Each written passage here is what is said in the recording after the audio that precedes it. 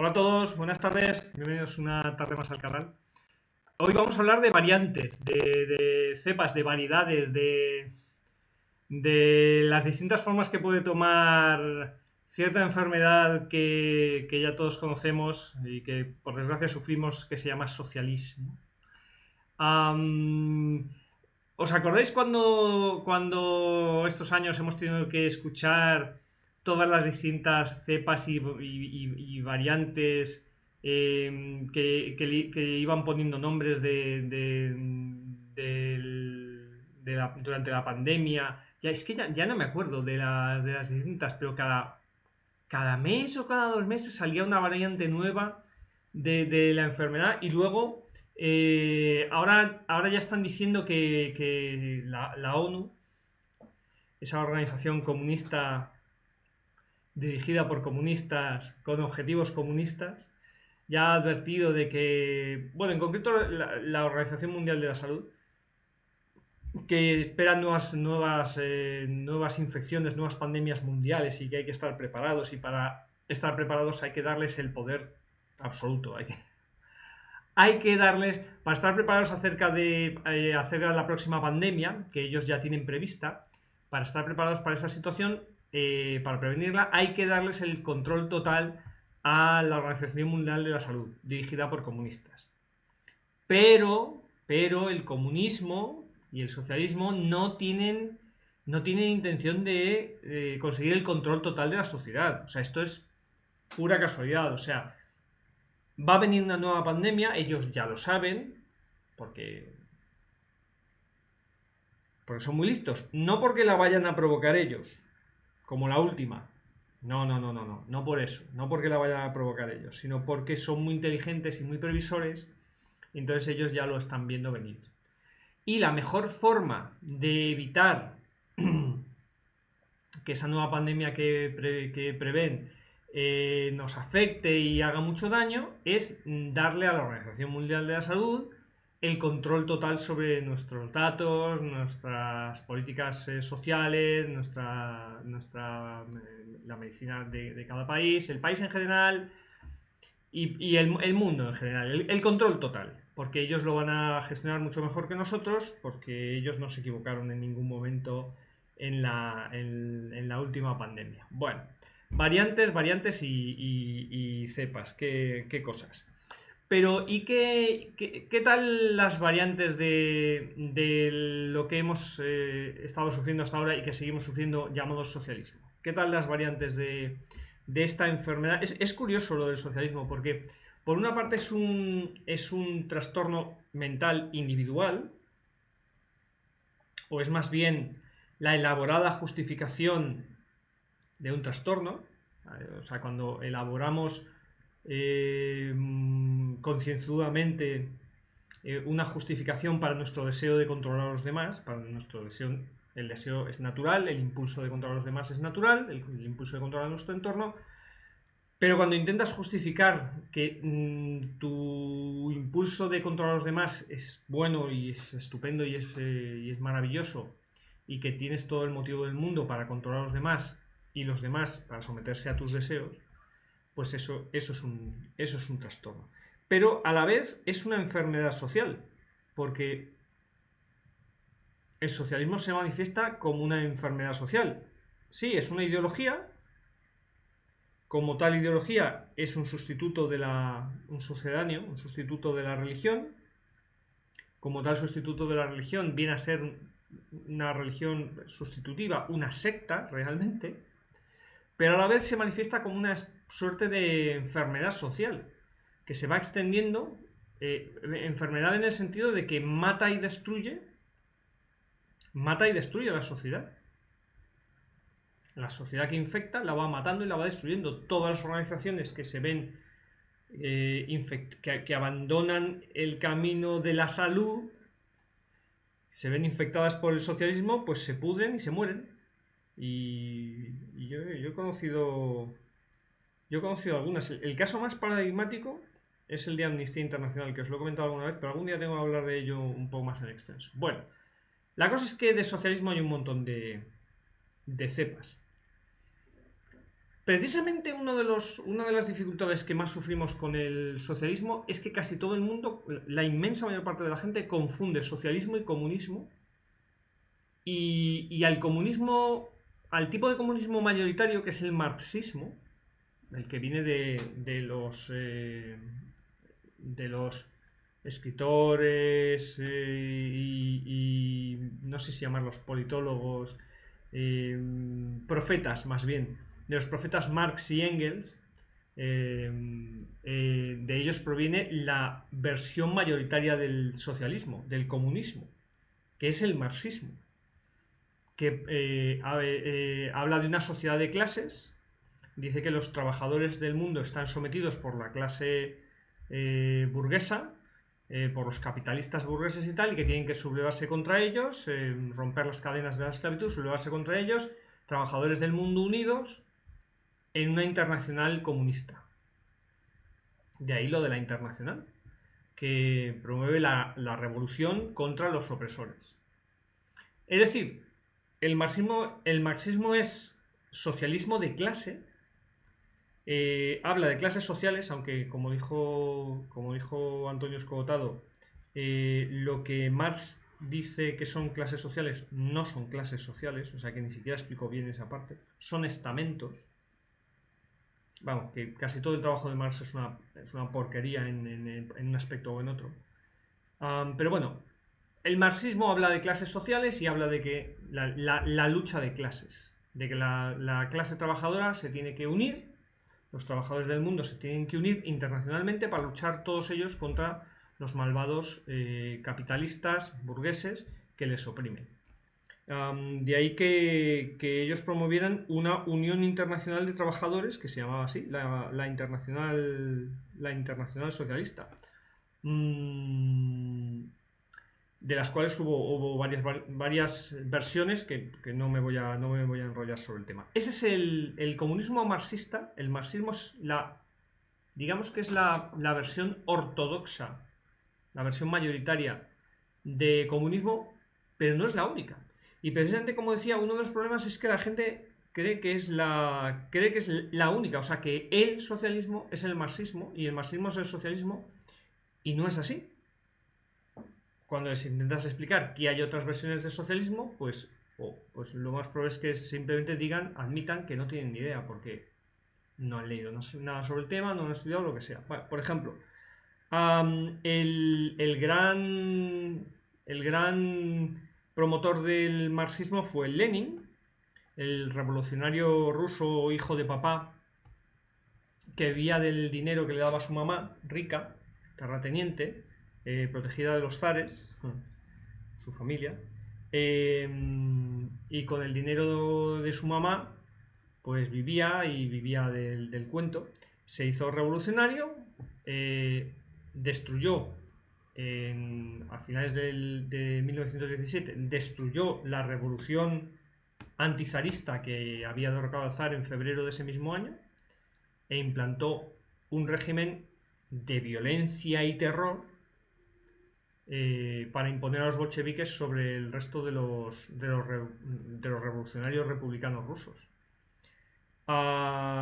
Lenin fue uno de los mayores genocidas de la historia de la humanidad y es responsable de la muerte de más de 5 millones de personas, muchos de ellos de un tiro en la nuca. Es la típica manera de actuar de los comunistas, disparar en la nuca a personas indefensas. Y como dijo Lenin,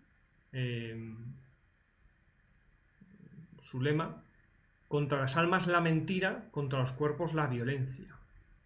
Pues este genocida fue responsable de la muerte de más de 5 millones de personas. Que hoy en día se permita en España en particular y en Europa en general que se hagan homenajes, estatuas o que se lleven banderas de este genocida es algo que se me escapa completamente. O sea, sé por qué es, pero es algo que tenemos que cambiar sí o sí. O sea, no se puede. O sea, los mismos que gritan Franco, Franco, Franco, Franco, Franco, Franco, Franco, Franco, que están todo el día con Franco, los pelmazos de ellos, salen a la calle con banderas leninistas o hacen homenajes al genocida Lenin. Es alucinante. Bueno, su sucesor fue Stalin, que mató todavía más gente que Lenin, sobre todo porque tuvo mucho más tiempo. Y precisamente aquí quiero hacer un paréntesis porque precisamente a Stalin es el principal responsable de que hoy en día se utilice la palabra fascista como insulto y que la mayor parte de la gente lo utilice sin tener ni la más remota idea de qué significa. El responsable de esto fue Stalin, el principal responsable. Justo 3 años antes de... En 1917 tomó el poder Lenin con la revolución bolchevique, que a su vez derribó la revolución rusa que había derribado al zar en febrero. Bueno, Lenin gobernó Rusia no ya con mano de hierro, sino con garra de demonio, de 1917 a 1924, cuando murió. En 1924 Stalin se quedó en el poder en un triunvirato, es decir, compartía el poder con otros dos rusos, no os voy a aburrir con los nombres, pero él quería el poder absoluto. Qué raro. Este comunista, Stalin, quería el poder absoluto, quería el control absoluto. Quería librarse de los otros dos, de sus dos rivales. Y lo que hizo fue acusarles de fascistas. En 1924, si hoy en día la gente tiene poca idea de lo que es el fascismo, imaginaos en 1924 que acababa de ocurrir el levantamiento, bueno, la toma de poder de los fascistas en Italia. Fue 3 años antes, en el 21. Los fascistas, un partido muy pequeñito, muy minoritario del Parlamento italiano, que creo que tenía, no sé si 5 escaños o 9 escaños, una cosa minúscula. Hicieron la marcha sobre Roma. Nadie se les opuso, las autoridades no se les opusieron, todo el mundo quería paz y evitar que los bolcheviques tomaran el poder en Italia, y el rey le encargó a Mussolini formar gobierno para sorpresa de Mussolini. Mussolini, que era socialista, que había nacido en una casa socialista, que había sido socialista toda su infancia, un revolucionario marxista toda su infancia, que toda su juventud había sido un buscavidas, buscapleitos, macarra, revolucionario, marxista, un socialista de los pies a la cabeza, que con 17 años ingresó en el Partido Socialista Italiano, que en 1910 había ascendido a la dirección nacional del Partido Socialista Italiano, que se fue a Ginebra huyendo del servicio militar y conoció a Lenin en persona, que Lenin dijo de Mussolini que era la mejor esperanza del socialismo italiano, que, como digo, en 1910 ascendió a la dirección nacional del Partido Socialista Italiano y fue nombrado director del periódico oficial del Partido Socialista Italiano, el Avanti, y que fue expulsado en 1915, y aquí viene lo interesante. En 1915 fue expulsado Mussolini del Partido Socialista Italiano, no por dejar de ser socialista, como afirma la mayor parte de la gente sin tener ni la más remota idea. Mussolini jamás dejó de ser socialista. Antes de nacer ya era socialista, porque fue concebido en el vientre de una familia socialista y nació en una familia socialista y se crió en una familia socialista. Y sus últimas palabras fueron: yo siempre he sido socialista, cuando le mataron en el 44 sus rivales comunistas. Mussolini siempre fue socialista. Lo que dejó de ser en 1915, como muchos otros internacionalistas marxistas, lo que dejó de ser es marxista. En 1915, Mussolini quería la entrada de Italia en la guerra y se hizo nacionalista. Dejó de ser internacionalista, dejó de ser marxista y se hizo nacionalista. Socialista nacionalista en lugar de socialista internacionalista. Ese fue el gran cambio. Y el partido fascista, con las ideas de Mussolini, pero sobre todo con las ideas de Giovanni Gentile, el verdadero creador e inventor del fascismo, el partido fascista era un partido socialista, a machamartillo, socialista, pero nacionalista y no internacionalista. Como decía Gentile, la superación del capitalismo y los problemas de la clase trabajadora no pueden provenir, la solución a todo esto no puede provenir del ámbito internacional, como proponen Marx y Engels. No puede provenir del ámbito internacional porque cada país es un mundo, cada país es completamente diferente, tiene sus propias características, tiene su propia idiosincrasia, tiene sus propias estructuras. Y no funciona lo mismo una solución o unas estructuras o unas organizaciones o una forma de trabajar y organizarse en Rusia que en China, que en Indonesia, que en España, que en Italia, que en Suecia. No funciona lo mismo en todos los países. En cada país debe adaptarse, el socialismo debe adaptarse a la idiosincrasia de cada país, a las estructuras de cada país. Cosa que Marx admitió hacia el final de su vida precisamente cuando creció el número de socialistas en Rusia. Marx siempre había dicho que en Rusia era un país completamente inapropiado para el socialismo y que era una porquería de país y que allí nunca iba a triunfar la revolución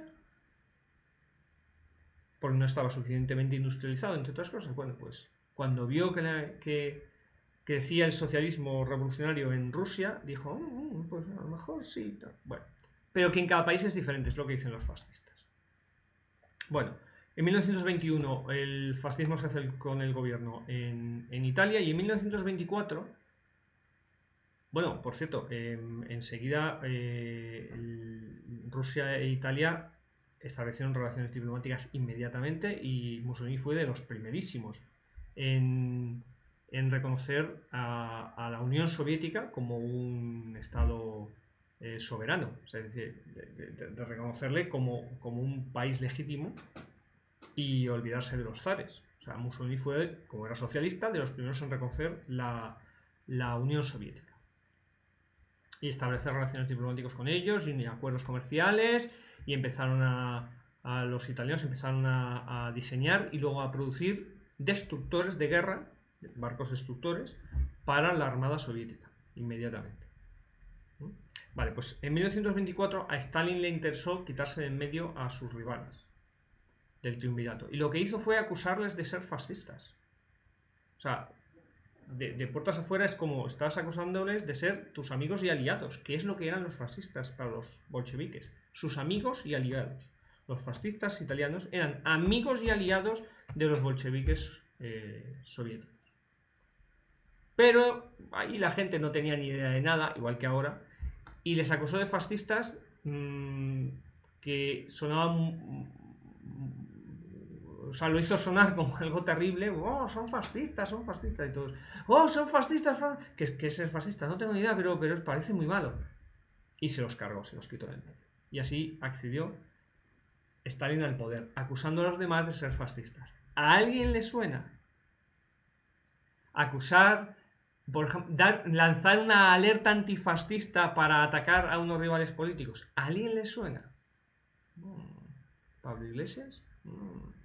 Bueno, pues eso fue lo que hizo que a partir de entonces los marxistas, que son los comunistas ortodoxos, los mayoritarios entre los socialistas, siempre que tuvieran algún rival al que quisieran desacreditar o insultar, degradar o denigrar o lo que fuera de tal, lo que hacían era acusarle de ser fascistas y ya está. Y eso ya es magia. Por eso ya automáticamente estaban condenados. Y así hasta ahora, por cierto. Bueno, pues esto me ha permitido explicar lo que es el fascismo, que es socialismo nacionalista. Y me da pie para explicar también lo que es brevemente el nacionalsocialismo. El nacionalsocialismo de Adolf Hitler, que es socialismo. Y si el fascismo es socialismo de base nacional, como el marxismo es socialismo de clase, fascismo es socialismo de base nacional, el nacionalsocialismo, a pesar de su nombre, es socialismo de base racial. La raza es el Estado y el Estado es el partido. Todo está controlado por el Estado y todo está enfocado a la raza. La raza es el Estado. Eso es el nacionalsocialismo o nazismo del socialista Adolf Hitler, que siempre fue socialista, igual que Mussolini. Pues la gran diferencia entre el gran parecido entre el nacionalsocialismo y el fascismo es que ambos son nacionales, ambos son nacionalistas, en contraposición al marxismo. Y la gran diferencia entre fascismo y nacionalsocialismo, hay más, pero bueno, la gran diferencia es que el fascismo no es racista.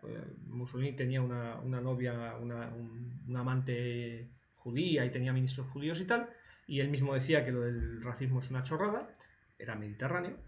Y en cambio, el nacionalsocialismo alemán, checo también y de otros lugares, pues era profundamente racista.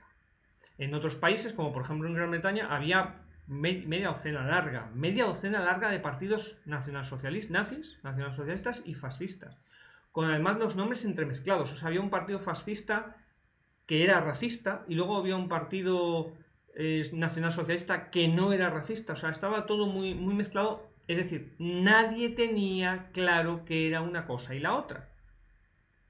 Sorprendentemente. Igual que ahora. Y todavía lo podemos liar más con algunas variantes más, como por ejemplo las diferencias entre el marxismo de Rusia y el de China, el de Mao, que tiene su propia versión. Pero es que además el comunismo de Mao, el marxismo de Mao, ha derivado en el actual gobierno del Partido Comunista, del Partido del Pueblo chino, que se supone que es comunista, pero la China actual, el gobierno de China actual, es más bien fascista. No, fascista, como un macaco podemita que no ha leído un libro en su vida. No, no, fascista. Es más bien socialismo nacionalista. Es decir, como decían Mussolini y también Hitler, me da igual quién dirija a las empresas, me da igual que obtengan beneficios, no me importa que les vaya, de hecho me alegro que les vaya bien a las empresas y que tengan beneficios, no sé cuánto, las empresas capitalistas, ¿vale? Las empresas privadas y demás del país, mientras dirijan su producción y sus objetivos a hacer lo que quiere la sociedad, o sea, el Estado, o sea, el partido. Un caso paradigmático es el de TikTok. Pasa con muchísimas más empresas, pero TikTok está siendo perseguida por el gobierno de los Estados Unidos y probablemente acabará siendo perseguida también en Europa, porque el gobierno de Estados Unidos afirma que TikTok cede los datos de sus clientes al gobierno de China para hacer espionaje. Es decir, que se utiliza que aunque TikTok tiene sus propios objetivos, eh, de ganar dinero y de que les vaya bien y de hacer negocio, pero además cede sus datos de los clientes al gobierno chino para que los utilice para hacer análisis conductual y hacer propaganda política del comunismo en Estados Unidos, en Europa y en el resto del mundo. Es decir, que se utiliza como, aparte del negocio, además del negocio, China utiliza TikTok como un arma ideológica y de control social. Eso es fascismo, más bien que, bueno, comunismo también, o sea, en el comunismo también hay control social, pero el hecho de que se le permita a TikTok perseguir sus propios objetivos económicos, mientras se atenga a las instrucciones del gobierno comunista chino, eso es más bien fascismo. Socialismo, pero en beneficio del país, fundamentalmente en beneficio del país, no de una supuesta clase internacional de trabajadores que al gobierno chino le da exactamente igual. Al gobierno chino le importa un bledo, lo que le importa es su propio beneficio, el beneficio de China. Que China se convierta en la primera potencia mundial, desbancando a Estados Unidos. Eso es más bien fascismo y no comunismo. Lo que pasa es que nunca lo van a decir en público porque el fascismo tiene muy mal nombre y el comunismo no tanto. Solo por hacer un último comentario. Hay otras variantes, como por ejemplo el trotskismo de Trotsky, el gran rival de Stalin, que huyó de Rusia para que no se lo cargaran, huyó a México y allí fue asesinado con un piolet famoso por Ramón Mercader, por un comunista español. El trotskismo promueve, entre otras pequeñas diferencias, pero promueve la revolución permanente en los gobiernos y en los regímenes socialistas. La revolución permanente. Porque todo revolucionario que consigue el poder se convierte en el poderoso, se convierte en el opresor. Entonces, lo que Trotsky dice es que para evitar convertirse en el opresor tiene que haber una revolución permanente. Porque si no, los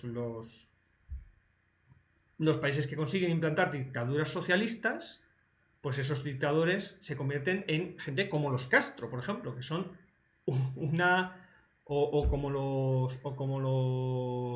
la familia que dirige Corea del Norte.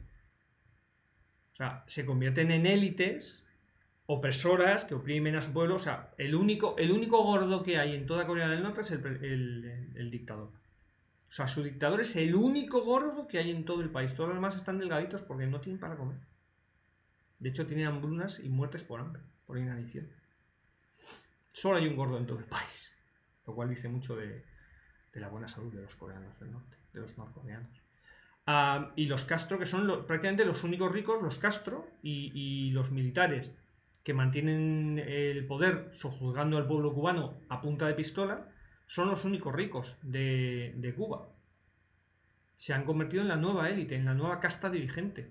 Se han convertido en los opresores burgueses capitalistas que supuestamente la revolución comunista quiere supuestamente quiere combatir. Entonces Trotsky propone la revolución permanente y hay admiradores de Trotsky y corrientes trotskistas y bla bla bla bla.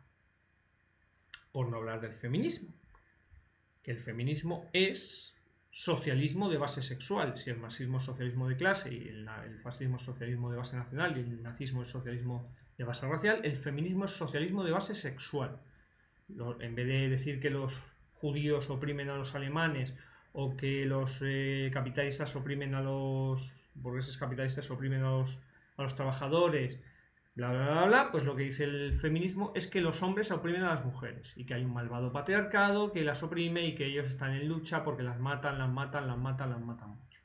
Pero es la misma porquería. Y luego están los animalistas, que dentro de un conjunto de tarados, pues son los más tarados de todos, que dicen que los animales están oprimidos por los malvados humanos, que somos una plaga para el mundo y que hay que salvar el planeta básicamente reduciendo la población mundial, exterminando humanos y liberando animales y tal.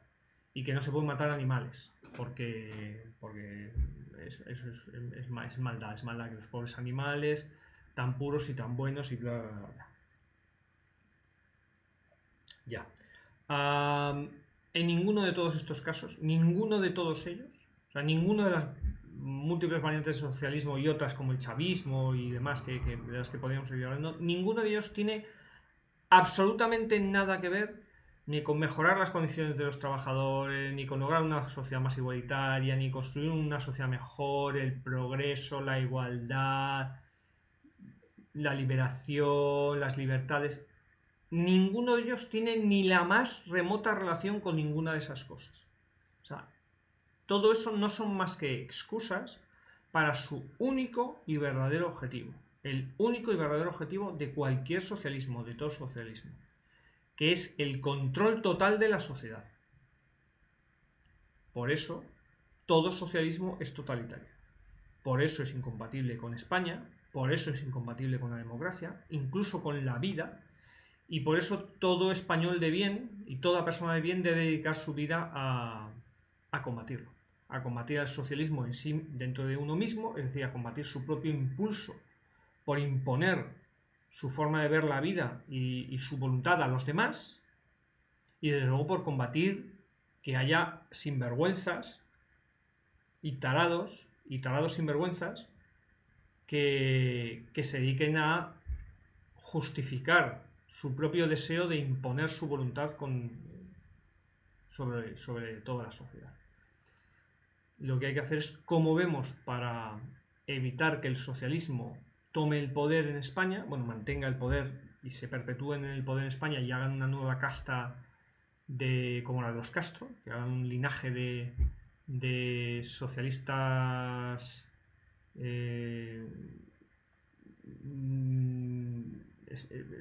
tiránicos y dictadores, cómo evitarlo sin violencia y sin destruir la democracia, que está muy complicado.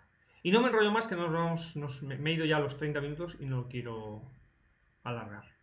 Así que os dejo con estas reflexiones. Buena tarde a todos y hasta la próxima.